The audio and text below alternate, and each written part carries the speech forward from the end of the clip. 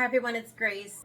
I wanted to paint today, but I had the day off, and the next few days I have a large project off-site or on-site, so out of the studio. I haven't painted since right before Christmas when I finished a commission piece for somebody, and it's not the worst, but it also needs a good cleanup. So come clean up my workspace with me, the corner studio space that I use to paint my little paintings and things like that.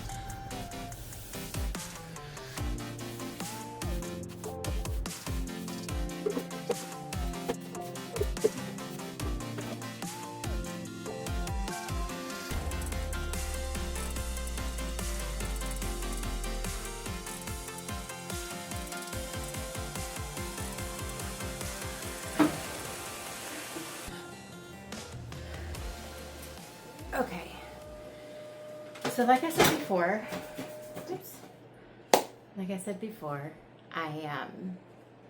I know I've got some free time in the after my next project, so I wanted to be able to come in here and start right away and have no problems, no hindrances. Like I said, I came in here today to paint and it was a hot mess.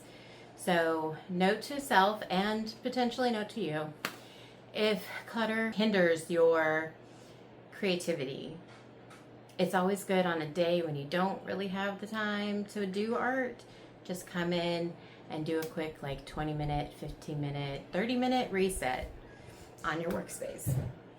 So the reason I wanted to come in here though is because my New Year's resolution to myself for, well, not really resolution, but just kind of like goal for the year is to upgrade my techniques for acrylic painting.